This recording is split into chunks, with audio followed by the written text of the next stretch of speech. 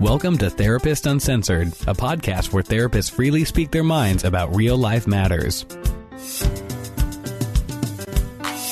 Welcome back to Therapist Uncensored. I'm Ann Kelly. And I'm Sue Marriott, and we are very excited to have a very special guest with us today. We found him in the trenches because that's where he's been working in real life on dating and relationships. He is the advice columnist called the Luv Doc. We have brought to you, our audience, the Luv Doc. Dan, tell us about yourself. Okay. I started working at the Austin Chronicle, which is a local arts entertainment news weekly. It is an awesome paper in Austin, Texas, by the way. It is the go-to paper for kind of what's the beat of the city. Where South by Southwest was started, the Austin Chronicle, and the paper's been around since 1981. September 4th, 1981 was the first issue.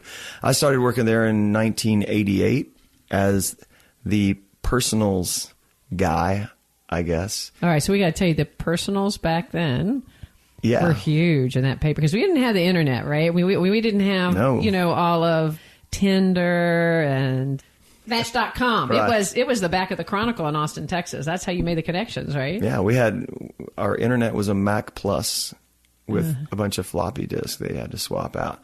So the personals functioned as, like a Match.com does now, only it was a classifieds thing. You ended up having a lot of people sort of write in trying to find matches. So that was, right. that's the interesting thing. One of the things we talk about a lot on our podcast, which is why we've decided to bring the Luv Doc on, is how do people pick their partners? How do they mate? How do they choose? How do they make it happen? And how do they stay in a relationship? So we do it from a brain science perspective. And we decided it would be really fun to talk to you, Dan, to kind of get, like you said, Sue, get in the trenches with you. You have the finger on the pulse all the way from the 1980s to currently. Yeah. You're writing an article. Tell us about that. Well, it's an interesting arc in that respect. When you're saying people trying to find dates or trying to find a match, back then, people who placed personals were perceived as, desperate people, couldn't find a date in the real world. Oh, how sad. Right. That was kind of the perception. Like, oh, my God, now you're placing a personal ad? What? And that kind of segued after the print model of that, went into like Match.com, Craigslist, and those other more immediate dating sites. Those were considered early on the same thing. Oh my God, you're having to find, you're desperate. You're desperate. You have to find a date online. Now, online dating is more than socially acceptable. Anybody has at least tried it for, whatever reason and varying levels of success, but it's commonplace now. And some of the same aspects of, let's call it self-promotion, that existed in those print ads. And those things were small, like 50 words, and you had to cut to the chase, essentially. Some of the same aspects of that self-promotion have carried through all the way to today in online profiles, although in different ways, and. So that is going to be really fun because we want to know for all of you dating and also all of you in relationships, because he covers both sides of the tracks there. That when we say in the trenches, it's like you've been able to follow this now for some time.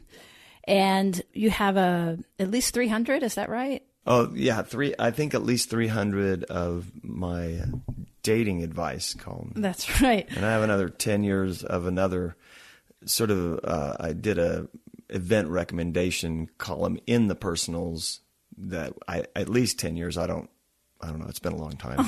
So obviously, to give people an idea of the kind of tone and tenor of the Luv Doc's advice, why don't we jump right into it and pick a couple of questions that our listeners might be wondering themselves. So we're going to put the relational spin on some of these humorous things. So starting out, dear Luv Doc, what does a 40-plus woman do to meet men after a long and ugly divorce process? I was married for 15 years and haven't been in the dating scene at all. I don't want to date men at work, and I don't have any male friends. I'm also a bit wary of men in general these days. What do you suggest? And this is signed by Jaded. So he says to Jaded, in his column from the Luv Doc versus in my column. versus Dan Hardick. Yeah. Let me confirm your pre-existing prejudice by saying that universally men are dicks. Maybe that has something to do with them being actually attached to one, but I personally believe it has less to do with gender and more to do with being human. We are all flawed. Yes, even Justin Timberlake. Now, you have to understand as I'm reading this, almost every other couple of words is hyperlinked to the most random, hysterical, weird, bizarre things. But anyway, he has no evidence of Justin Timberlake's weirdness, although he might have a thick mat of back hair. Regardless, the thing is, we're all a little bit freaky looking. We all are a little bit or a lot fucked up by our parents, and we're all a little beaten down and twisted by life in general. And you go on and you talk about some of us are douchebags 24/7, and you mention a certain sitting president. But for the most normal-born, non-douchebags are a higher percentage.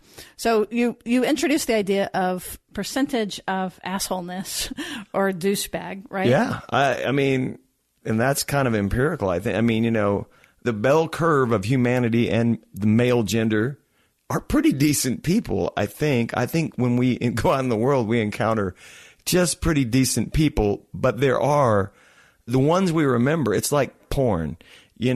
Most sex does not look like porn, and most males do not look like, Donald Trump. We are like much pretty decent, less. Yeah. And I think that's why people react so crazily about people like Donald Trump. Myself, I just like, how do you not see that this guy is this crazy anomaly, and why do we want this guy versus somebody who's a little bit closer to that bell curve? I still haven't figured that out, by the way, but yeah. Well, of course, that's assuming that Jaded's husband really is on that end of the bell curve. True. Because, of course, after a divorce, right, whose spouse, for the most part, is somehow in our own narrative on that end of the bell curve. And so you're telling yourself that what happened to you is really his fault. Yeah. And in doing that, then all men are like that. Victimized. Yeah. Or whatever. Yeah, so it's a rough one, yeah. And then you also go on to talk about the advice specifically is, to stop thinking in terms like the dating scene and eligible men and things I like to do. And you had mentioned that was a theme in some of the questions. Yeah, I mean, that type of question is fairly common. She had some differences there but a lot of people get divorced. A lot of people are back into the dating scene. So those aren't unusual per se.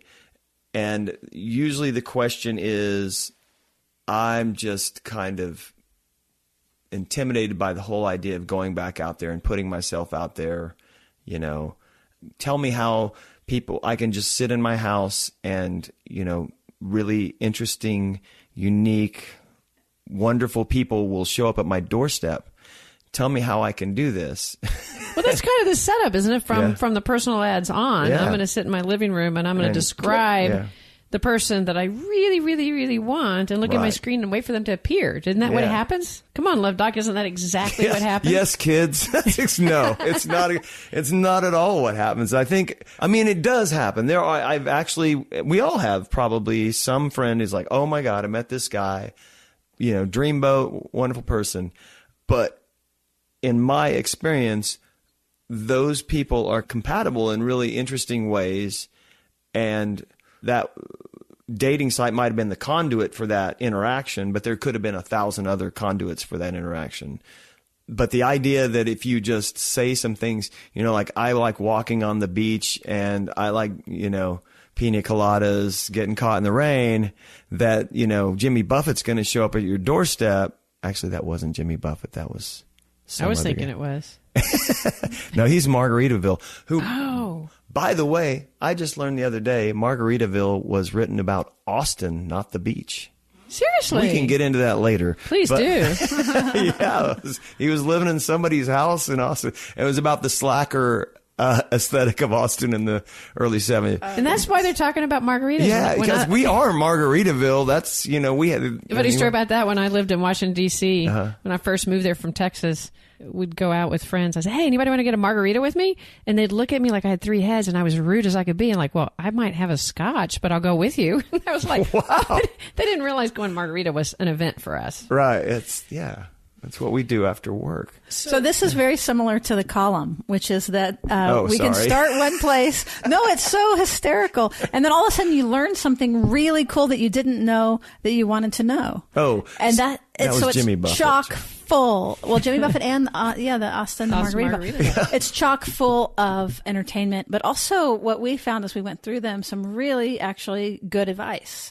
Like good, solid advice from like a real world perspective with real world language. So, right. And really and actually what's so interesting is kind of, you mentioned before we went on that there's certain themes that you're getting. Yeah. And that's one reason we were interested, is like you kind of see the themes of where people are struggling, and we're always talking about it from a science perspective, but loving hearing kind of the themes you see.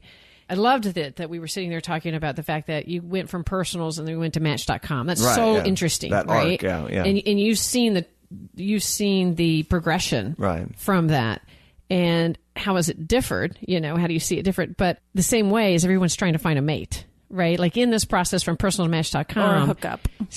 You're right. Everybody's trying to find a mate or a hookup, but people are looking for connection, right? And that's what we're always talking about. Well, there's connection.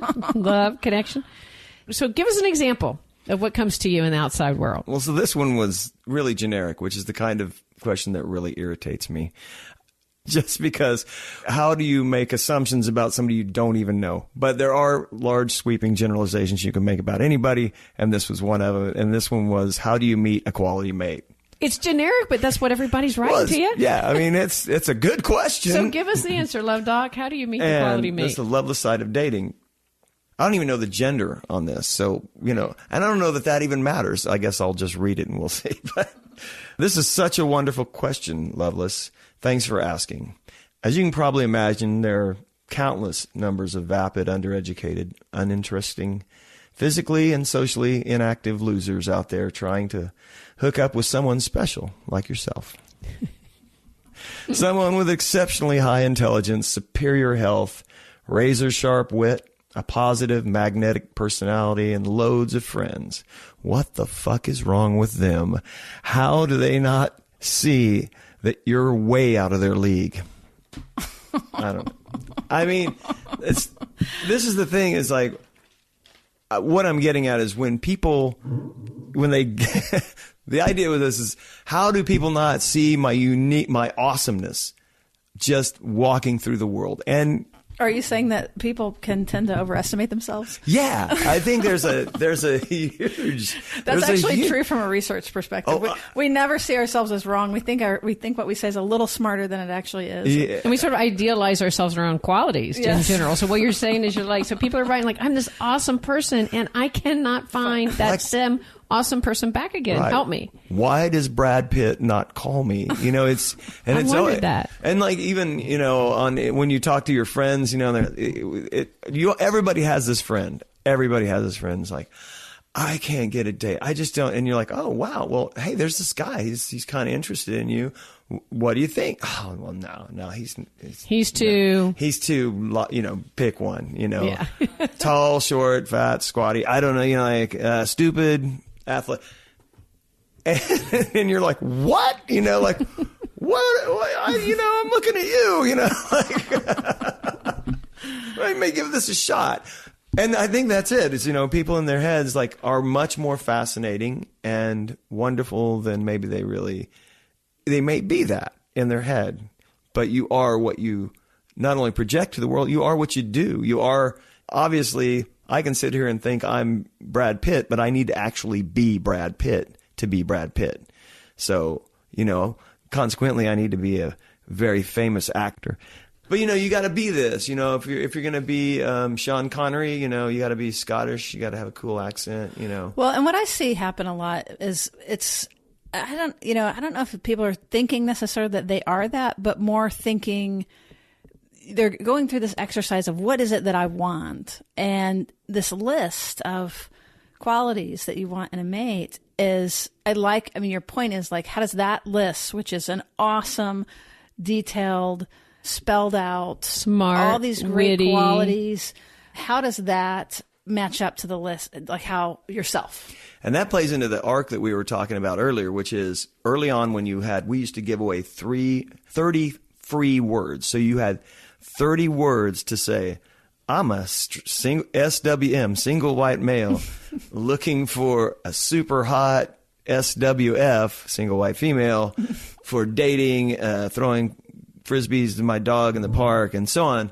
And that was it. And we were done. So the net was cast pretty widely back then because you just, you didn't want to eliminate possibilities, but some of the best ads were the ones that did eliminate possibilities because it was such a condensed format. So, I'm really into... Well, just there, think about what you just limited. Single white female. Yeah. You just eliminated a huge part of the whole population. You can't date a married female? I'm like, I don't know. But I was meaning African American. No, all that. Yeah, African American, bi, and whatever. It's just like, you just... And we had a lot of acronyms. Like there was SWF, DDF, which was single white female, drug and disease free. Oh God, it goes on. And that's a whole podcast. We can't, and useless now because it's called, it's completely anachronistic. But so you went from those condensed 30-word ads all the way now to where depending on what, like Match.com, they have, I guess, psychographic they have psychologists thinking of clever ways to make you answer stuff so that it actually reveals the real you, and that there's a better chance for you to meet. Who's the guy on the commercials, the doctor-looking guy? I think he's Match.com. Oh God, this is where this podcast may fail because of my memory.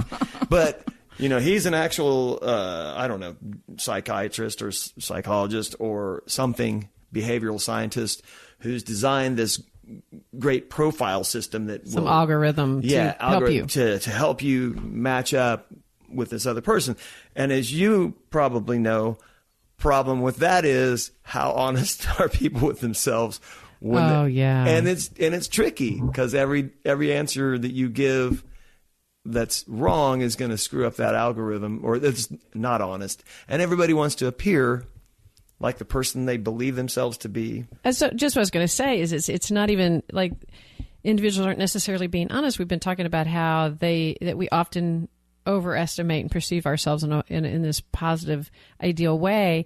I think it's also in our experience that people are looking for those aspects of themselves they're missing.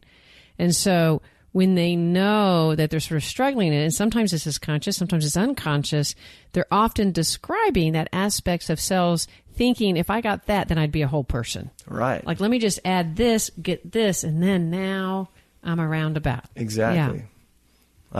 I've done all the work. They've done all the work that I haven't, and that'll take care of in describing themselves with that sort of personals arc when you have like pictures of yourself. Mm-hmm. Which ones do you pick, right? Yeah, just that whole thing. I'm super uncomfortable with, the idea that one picture or 6 pictures could define my whole profile, like who, and like on Tinder, your fingers just blasting through these pictures of people, But the way I think of that, doesn't that sort of match how it works in the real life? Like you go to a party and you notice 4 people or 5 people, and then of those people, 1 or 2 notice you back, and so that you don't know anything about their profile or whether or not they smoke cigarettes or whether, you know what I mean? But your eyes calculating 1,000 different angles, and you can. Oh yeah, that's. You know what I mean? You can see how somebody holds their drink, how they laugh. Yeah. Well, you engage with them. Are they like me? They're always in a permanent slump? Like not dating. I mean, like I am like a slouching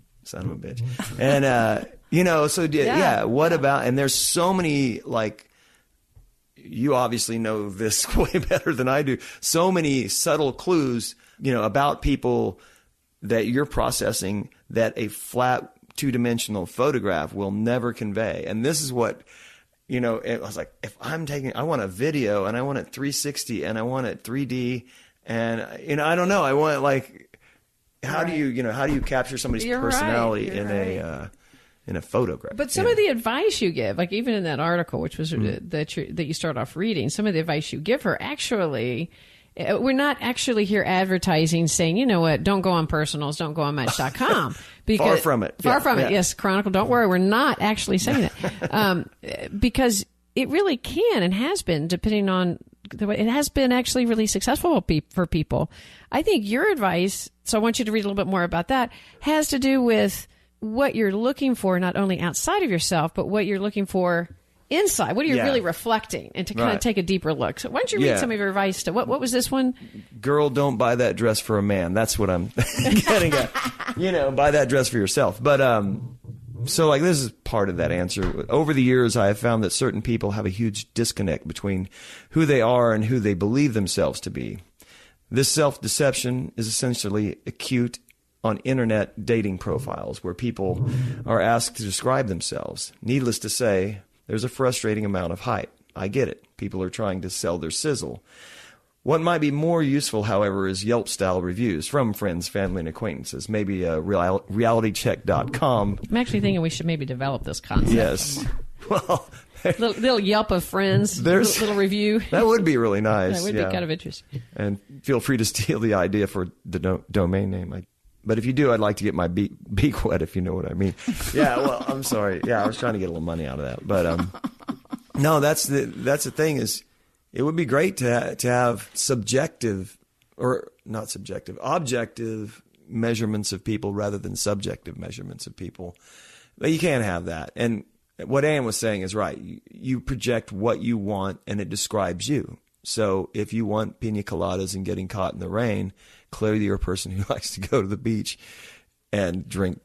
But the question is, actually, drinks. Are you? Because a lot of times what you're doing is saying, this is what I want. Are you this person? This because I want to drink wine and eat cheese and go to an amazing art galleries. Do you do that? Right. And one of the answers that you often respond, are you doing that? Are you going to art galleries? Are you being the person that you're advertising that you are? Right. That is, I mean, in the real world, when it's like, well, if you want this kind of person, don't you feel like you have to be a little bit closer to that kind of person? You can't meet a captain of a ship if you're not on a boat. You need to get on the, you got to get you meet those people there. If you like somebody who's sportive, you got to go play some sports, or at least go watch some sports, or I don't know, hold the towel on the sideline, or bring beer. Or, if you want somebody who's creative and is into art, go take an art class, go do the thing. Be the you that you're trying to date. I mean, I guess. And not even to be doing it in order to date. No, not to date. Right. Yeah. Like what you said. Be the you. Yeah. For Loveless, you say, yes, that it doesn't necessarily mean you're forever condemned to pair up with a tedious, uninteresting, unremarkable, low-quality person. Rather, it sets the goal of where you need to be. Are you looking for fun, interesting people? Then do and become one yourself. So take some classes, join a gym, read a fuckload of books, do some charity work, meditate. I'm not going to lie. It might take a monumental amount of work for you to become the kind of person you would like to date. But if I were you, I wouldn't settle for anything less. Awesome piece of advice. Be the kind of person you would like to date. I think that's the core. That's it. Well, and that kind of plays into, what are you wanting out of your mate? If you're looking for these things to come out of another person, that's probably a fundamental error in personhood, isn't it? Like, if you're looking to be a more active person, dating a more active person, yes, might drag you out of the house more. That might, but does that person want somebody they have to drag out of the house? No, they want somebody who's already active, who already is, like, we're going to go running because we both like running. Not, you're not a big jogger, but I'm so sportive. I'm going to go out and jog, and it's going to inspire you to jog. That's just it's not the right way to go about it. But it actually makes me think, both of those things make me think about, if you think about what your list is, and, moving from dating to relationship, if you think about like what you want your partner to be, or if you're dating, like what your list is of these qualities. And as you're saying, kind of, Ann, is like, maybe that is a mirror of something missing that already is missing, or that you want complemented. The other side of the broken heart. Exactly. Mm-hmm. Right. Exactly. And so that's be the person that you want to date, which is like, if you're looking for someone humorous, it's like, how funny are you? Or, like, how serious, and going to relationships, I was going to do a little excerpt here. Dear Luv Doc, when you have World War III level fights, is there ever hope you'll learn to be nicer to each other to resolve conflict? Signed by Scrappy. Good Lord, what did I respond to that? I hope it was smart. I don't know. Well, what I really like about it is, so here you can see kind of what you said, but what I really like about it is that this is kind of what we talk about a lot, right? Is what about these big fights and what to do about it? So give us your take on that. Yeah, we talk a lot about it, so we want the Love Doc's perspective. Well, let's see if what we say online matches what you think works in the real world. See if it surprises me. Yeah. So here's some happy news, Scrappy. When fights are particularly heated, that's a good indication that strong emotions are involved. Yay, strong emotions. That's what you got into a relationship for, right? If I know you, Scrappy, you didn't give up the luxury of having random, meaningless sports sex with anyone up to and including Taylor Kitsch. For some weak-ass, watered-down, limp dick emotions, no, you wanted a supernova romance with passion that burned like a million suns for all eternity. Right. Don't we all? Yeah, well, right. And it's hard to maintain that, obviously, but you didn't get in a relationship to go, And there's actually, I did another article about something, you want to be in a relationship where you're like, oh my God, this is the best thing ever. This sex is awesome and their food, the cooking is great and they look amazing. These are all, you want all that, So if you feel strongly about that, why wouldn't you feel strongly about everything else, So you're saying there's even you entitled sort of a thin line between intense love and intense hate, and we love what you're saying on that. We were excited to see your answer on that one because it was right down the alley what we're talking about. You can't cut off one half of the continuum, have all that passion, love, and not have some other level of intensity. What do you think, Sue? Yeah, I tell you. Otherwise, you're fine. Everything's fine. Everything's fine. It's adequate. I don't. That's another one. When you run into fine, it's always a bad sign. It's either. Did you have a good time last night? Yeah, it's fine. It's fine. Either strong apathy or bubbling resentment and unhappiness. Either way, the fine is unless it's like fine, that's fine. If there's not some real emphasis, inflection to the fine, you're in trouble, right? I mean, Well, the way we talk about it is, it stands for freaked out, insecure, neurotic, and emotional. So it's like, come on, let's just be honest. That's great. Yeah. But where you get to? Well, let me tell you where he gets to because I'm liking some of what he's talking. He says, "So here's what my grandmother told me once when one of my brothers was beating my ass. It takes two to tango." Now, that's homespun wisdom is the best, isn't it? One thing that makes old folks infuriatingly annoying is that they're right so much of the time. I could have just walked away, or rather, I could have run like my nose cartilage depended on it, but I didn't. I was a dumbass. I tangoed. Billy Joe Shaver didn't have to shoot that guy in the neck in Papa Joe's parking lot, but by his own admission, he didn't want to be a chicken shit. He didn't go to the parking lot at all. He'd have been okay. He was a dumbass too, but he had a real good lawyer. So basically what you're telling them in our language is take responsibility. Quit pointing the finger. When it takes two to tango. Right, and that you don't want the doldrums. You don't want the doldrums.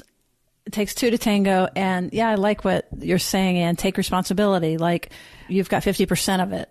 And so instead of pointing fingers, look at how are you Billy Joe Shaver? It's so hard to step out of the moment, obviously, and look into the future after my third broken nose and know that ultimately that first broken nose was a blessing from my brother because I think I got a better nose out of the deal after my septoplasty.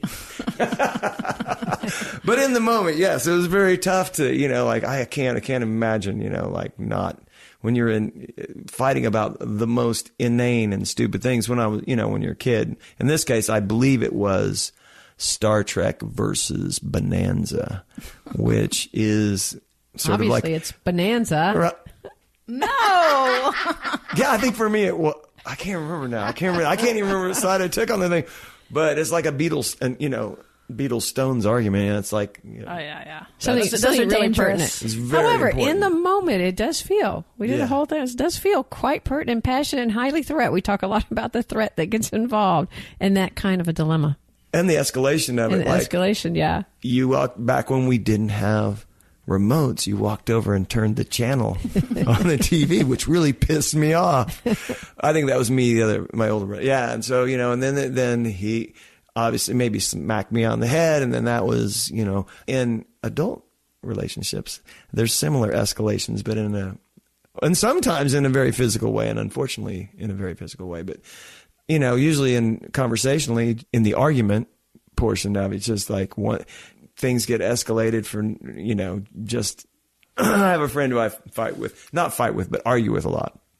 And we're always trying to, use exaggerated extremes to sort of one up each other. And it just goes, just spins out. And I think regular argument or like relationship arguments tend to do that too. You never, we never, I don't, it's just always like, well, no, I don't never kiss you, or like when I get home, it's like, it's not a never, it's. No, but actually going back to relation, so we had like one of the sort of the really common dating questions, which we've addressed. But what about like a really common question for people in relationships that you get? And part of what made me think of it was when you were saying you never and I never and things like that. That sounds like a old married couple. Yeah, it does. And I mean, to kind of carry that further, it's always as a general type, there's a relationship where one person is not getting the same as the other person.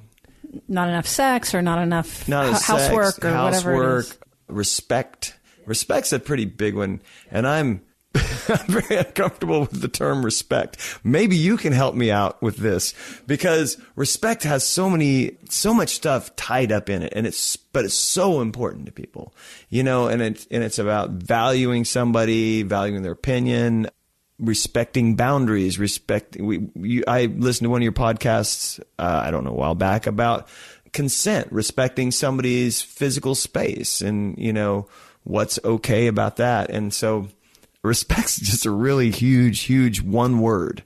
Often people are writing to you kind of saying, I'm not getting enough of it. Is that right? Yeah. And it's even got its own song. Yeah, it does. It does. So does divorce too. But, oddly, I struggle with that. I think I told you before we even did this podcast, one of my greatest fears is to get the question that I don't even want to try to answer. And, in a relationship, I like to tell people when they ask me what I do, I write an advice column, but it's bad advice generally because I don't really know what I'm doing. And that is true. I have no credentials. You guys have the credentials. I just have a pen and an audience. And I mansplain every week for 500 words or so. I was mansplaining. That's like a loaded word. I dansplain. But and actually what he's saying isn't exactly true. We have looked at his stuff and it's actually pretty good. You just say it in a way that is really colloquial and the way real people talk, Well, you take it down to a nugget, that's for sure. Yeah, that's true. True. Well, yeah, I do. But and that. So the respect question. Yeah, the respect question is just it's tough. It's just about it. Kind of we were talking about Donald Trump, and I mean I hate to go back to the president, but one of the things I think that just he doesn't respect people. He wants respect. He clearly wants. He's like his buddy Kim Jong-un, or I don't know how to say that. I'm not Korean, but he wants respect, but he gives so little of it. He demands none, and like respect, like love, like friendship is very hard earned. You don't just walk into a room and people think, wow, that guy, it doesn't work that way. You have to have done something worthy of people's respect. To earn love, you have to love back. You have to, you have to earn it. No quick answers. It makes me think even of self-esteem and how that people worry about their self-esteem, but really the only way out of that is that you have to do it. Like you have to do things that make you feel better and respect yourself and put the effort in. And then in a real legitimate way, you feel better about yourself. Yeah, in a very legitimate way, you feel better. Right, but we're not going to get that from a pill or from a self-help book or from the most perfect partner, as you were saying. Yeah. It's kind of like from the dating advice. And I think also when you think about the idea of somebody coming to you going, my partner doesn't respect me, I'm not getting any respect, it's often coming from a little aspect of bean counting. I do this, he doesn't do that. I do this, she doesn't do that. And I always think, are you giving them respect? I mean, and I'm not to say that sometimes in relationships you're not getting enough respect and you feel like you're giving a lot. That's something to listen to, for sure. But to ask yourself first, if you're not getting respect, really try to investigate, do you really have it? Not just give it, do you really have it for your partner? It's one thing to say, well, I tell her thank you all the time, but do you really feel it? Do you really give and really hold that respect where your partner really feels it, or your child or your parent? I mean, you don't always be romantic, but... And in that vein, there was another question from someone, and this does take it to the nugget of... Oh, no. A nugget? A nugget, about giving respect and wanting respect. There was someone named Big Jimmy who was... Oh, Big Jimmy. was very concerned about that he was not receiving enough oral sex, and he didn't know what the problem was, and he wanted your help with that. That's such a classic, isn't it? I mean, is it a classic? Well, no, it's such a classic. Yeah, I mean, how many? I think a lot of guys think, well, I don't get enough oral sex. And my point with this guy is like, maybe some people out there listening. What's your advice to them for that? I'm sure it was very colloquial. It's a nugget. It's a nugget. What do you tell them? Let's see, where to begin, Big Jimmy, where to begin? Tell you what, I'm just going to assume that you've gone down on her several hundred times in the last 6 months. So many times, and with such enthusiasm and endurance that you could actually do push-ups with your tongue. That was our beep. And flutter it with the speed and agility of a hummingbird wings. Good on you, bro. You're putting in the work. Frankly, with all of the time you're spending down there, I'm amazed she hasn't guessed that you're into oral. And that's the whole point. One of the beautiful things about oral sex, if I may, and I'm not even a sexologist, but one of the beautiful things about it is it's clearly a one-way act. I mean, the giver is not really receiving pleasure, but the pleasure of the giver is that they're giving pleasure. So there is something to be gained from that. Definitely. And if it's a one-sided thing, the reciprocity comes into play. If I am blowing you every day, there's no reciprocity. The joy of doing that for somebody who values it goes away. So, dude, look, if you're not getting any blowjobs, it's because you don't value the blowjobs you get, and you don't show that. Maybe not by, cunnilingus, the reciprocity of that, but in some other way, in a larger sense, in a relationship. If you're feeling a deficit from one side, maybe it might be good to sort of check your own situation. And that's a theme that we've found definitely in a lot of your advice. And I think that's some of what makes you very popular is that you tend to really call people out on, and hold them. In the room. Well, you're not in the room, but also it's actually good advice, right? Yeah, definitely. That there's not a lot of coddling that goes on. It really is look at yourself in the mirror. Take responsibility? Are you doing your own work? Look at yourself. Just lots of self-reflection and, holding both people accountable typically is what I kind of see. And you just do it in a really humorous and direct way, but it definitely fits, right? For therapy, a lot of times people think that they're going to come in and just get all the support, they want support. But what typically, I think good therapists, you give support, but that support is very honest. And so if there's something that we're seeing that somebody needs help with, we're going to let them know that. And some people feel that is unsupportive, but really it's kind of the most supportive thing that we could possibly do for you. That's an interesting side note to that is as a columnist, as you can see, I tend to lean towards sarcasm and hyperbolic speech in order to get points across. And I use humor. I'm hoping I'm using humor, because otherwise it's a real asshole column. No, that's what I'm saying. Your points are actually well taken. But so in doing that, there's that insincerity and snarkiness of my column, which people like. The interesting thing is when occasionally, and I just did one not too long ago, when I actually do, and it's very hard for me as a person just in the world to be heartfelt and sincere. But when I do that, the response is incredible.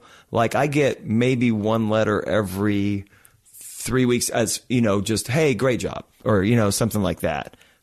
Whenever I do the change up pitch, last 2 weeks ago, I did just a sincere.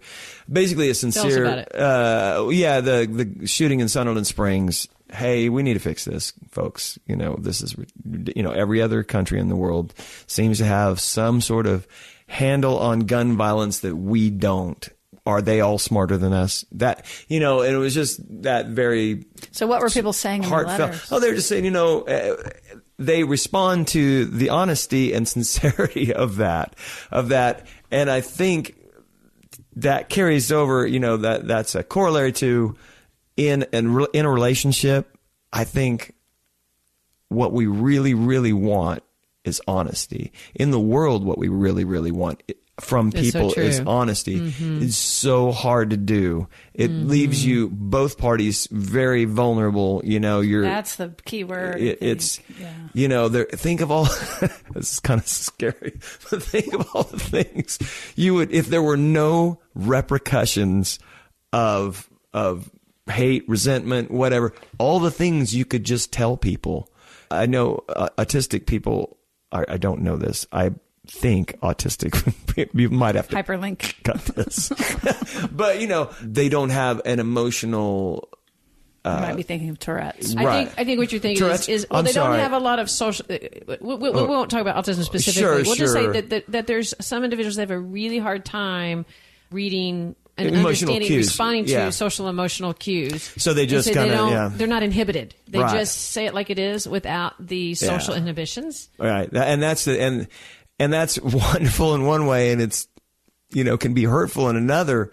But if everybody wants that, I know as an artist, I'm a musician as well. I want to know, I don't want people, that was a great job, good. That's a great song. No, I want, and of course your mind can spin off on self-criticism ad infinitum. I know, at least for me, I can parse things into the most minute. No, totally. And it goes back to what you were saying earlier about specificity. And if somebody were to say Dan, which, by the way, he heads Finger Pistol, which we'll put that link in there. Let's be sure and get that in. But if somebody were to say, Dan, we saw you last night at Jenny's Longhorn, and you killed this particular song, and it was awesome, and I haven't heard anybody do it that way. Or your songwriting in this particular song really moved me and touched me for this reason. It reminded me of my lost this or that or the other. The more detail and the feedback and the honest feedback that you're talking about, I think the better. That's great. And it's, but similarly in a relationship, the same thing is we know the trigger points of our partner. We avoid them like the plague. Maybe that's just me, but maybe we can go ahead and segue this into a whole therapy session. I think it's human nature to avoid conflict. It's at least my human nature to avoid conflict. However, there are other people who are a lot better at not avoiding conflict, and not even in a bad way. They just are able to somehow finesse it. And I have a lot of admiration for people who can, communicate very difficult truths. Or not even, truths is a bad. Difficult opinions. Opinions, because truths are not, I think that's one reason why when Sue and I are kind of reviewing bunches of your responses, it was fun to have you on, is because, yes, you use sarcasm, you use humor, but, and like you said, because they're out there, you really they're out in the room. You're really cutting to the chase with some really deep. Okay, wait, buddy, let's really look at the situation on a whole nother level. Are you seriously saying that you have no social life, but you can't find a partner? Right. Right. In a caring way, but also really, kind of nut of it. And so kind of coming back to relational part, you're talking about authenticity. Yeah. Like the deeper you feel like authentic, the less threat. In this podcast, we're often talking about threat just in general. And what you're saying in our terms is the less threat you have. And one of the ways to not have threat, whether it's dating or in a relationship, is to increase authenticity. And that isn't, yeah, honey, I really hate that dress on you. That's not what we're talking about. We're saying but just really, just you can trust. You can trust the positive. You can trust the negative. You're going really authentic. Right. And I'm thinking specifically about friends who, I can't find a date. And you say, well, how about so-and-so? And then they say, I can find a date. Nobody, Right. And you're like, you really have to be the one to kind of go, whoa. You're not as awesome as you think you are. It's, hey, let's really get out there and have you meet people. You're ruling them all out completely. And your advice on Luv Doc, when you're kind of really saying, hey, go be the person you want to be. Don't just focus on finding a partner and it'll happen. That trust thing's like another trust in a relationship. And I don't know if maybe we'll cover this in here, but the intimacy. I think one of the things people crave in relationships is the intimacy of the relationship, of like you and I, we know things about each other. We know each other on a very deep and profound level that other people don't. That's what makes this a relationship, or, special, a couple. Yeah. Makes it special. Everybody wants to feel special. It's one of the things with jealousy. And, when you see your partner behaving in a intimate way with other people, and not necessarily sexual, but not, it creates feelings of, betrayal. And so honesty being a big part of that creates intimacy. Or authenticity, definitely. I guess is what you're saying. Yeah. Authenticity is another, like dignity, authenticity is another hugely loaded term, because it assumes that you know what's authentic even about you. And that's so true. I'm writing my ad and I'm authentically sporty and da-da-da-da-da. Yeah, I know. It's just really, this is something I think about with myself, about myself all the time is, who am I? What, I'm from Oklahoma. I like to think that means something, but I don't really know that it means anything. But to a lot of people it does. And then, I grew up mostly in a suburban environment. My dad was a college professor, then turned tech writer. My mom was a librarian. All these things that make up who I am, they were formative. But then I have this adult me that gets to do, pretty much whatever I want, or gets to form the person, whatever I want. And I get to make that authentic person. And in its formative ideal, like I want to go be a motorcycle rider, it's not authentic until I actually go do it, I guess. I might authentically want to do it, but then how does that play into who I am as an individual, what my likes are, et cetera. And so it's as with anything, it's hugely complicated, authenticity even still. And it makes me think too of something we were talking about before we got on air, like who are we? This question of who are we and who is our authentic self? And you are really challenging this notion, as you are now, that we even know. And so things like, I don't like Chinese food. I'm someone who doesn't like Chinese food. This isn't true. But let's just say I was saying that. And your point was, well, how do you know? Have you had every single dish of Chinese food? It's impossible. Right. And so to me, what was inspiring to me about that was just the challenging of some of these beliefs that we have that are unexamined, and really trying to re-examine and rediscover and open up our relationship with ourselves and other people. Because also once you believe that you know your partner, it stops being that interesting, or like right. you lose your curiosity and the discovery part, which that's where the heartbeat goes up and the excitement happens. And so being able to see people at newer, more nuanced levels, and also not assume, that when somebody moves to Texas and they say they don't like hot food, that's true.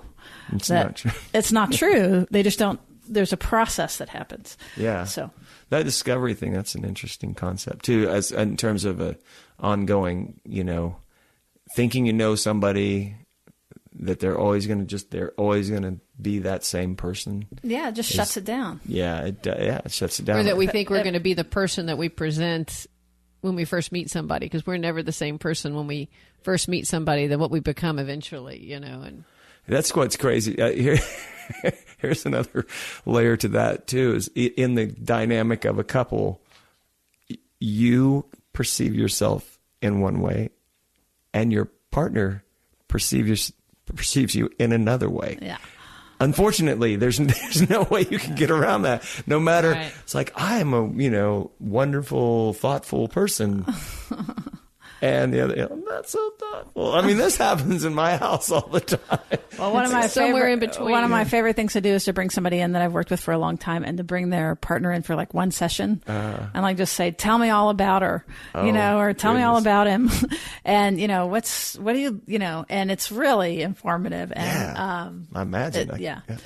So, want to be respectful of your time and everything. And we have so enjoyed having you, and it has been such a privilege. And we really want our listeners to check out your column. It's called the Luv Doc. It's in the Austin Chronicle. Can you give us a web address? It's, yes, www. That's how we say it in Texas. W.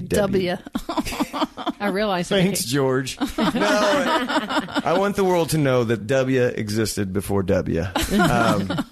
www.Austin Chronicle, AUSTINCHRONICLE.com. And I think just /Luv Doc. Or if you go to... And it's LUV. Oh, yeah. DOC. the Luv Doc. Yeah, and I actually have subscribers to my newsletter actually from around the country, not just Austin, strangely. Well, send in more questions, and maybe we can have them back on, and we'll specifically have them answer the questions you send us. Yeah. That's exactly right. And is there a finger pistol URL? Yep, fingerpistol.com. Exactly how it sounds. We are so happy to have you on. It was very fun. That's right. And check out his music. It is really, really great and super fun to listen to, especially live. And it's fun to dance to. So check that out for sure. That'll give you a little taste of Texas. Yes, I guess. And thank you so much for coming. We really have enjoyed having you. And if you enjoyed listening, we would love to have you rate and review us on your favorite podcast player. All right. Thanks for joining us. Oh, thank you. Therapist Uncensored is Ann Kelly and Sue Marriott. This podcast is edited by Jack Anderson.